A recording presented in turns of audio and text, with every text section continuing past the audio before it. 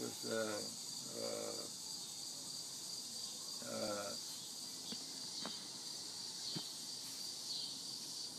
Chuck Jenkins. He was a former Golden Glove champion of California. And he was also a champion amateur rodeo rider.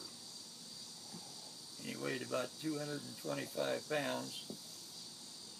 And if he hit you, you went down.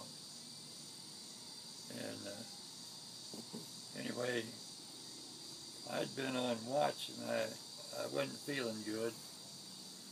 And I went around. We always had a boxing ring set up on the back of the ship. We called it the fantail.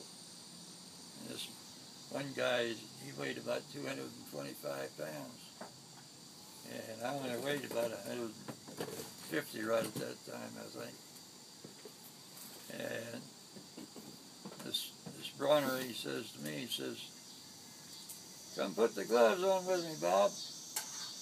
I said I would, but I said I'm not feeling good. I said I'm sick. And he said, "Oh, come on now." He says, "Don't act that way."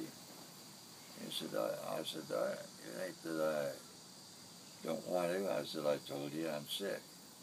He says, "You ain't sick." He said, "You're just yellow." And there was guys standing around there. And boy, that really pissed me off. I turned around, I went over there and I said, "Put these gloves on me." Man, 3 rounds is all we ever went. Well, he chipped a tooth for me here, Lord. And he knocked me down once or twice, but I got right up. And in the meantime, my buddy, this Chuck Jenkins, was downstairs. And he liked me real well. And if he liked you, he'd go to hell for you. They went down and told him what happened. He said, "That son of a bitch."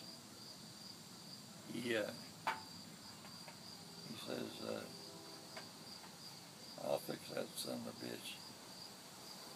He goes up, and we was in the 3rd round, and I was giving that guy a pretty hard time, but he was just a little bit too much for me, especially me being sick.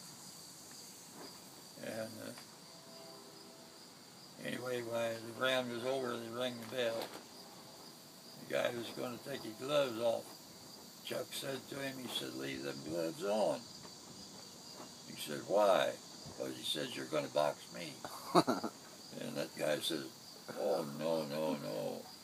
He said, "I ain't going to box you." He said, "I'll tell you what, if you take them goddamn gloves off," he said, "I'm going to whip you barehanded." And he says, I mean what I say." He said, "You're going to fight me." And he says, "Otherwise," he says, "I'm going to fight you barehanded." And he says, "I don't think you would want that." And the guy says, "Oh, shit." My buddy swerved a couple of 3 times. Bronner tried to hit him. He never hit him. All of a sudden, my buddy lowered one on him, and I mean, he just knocked him colder than a cucumber. I mean, he knocked him clear out.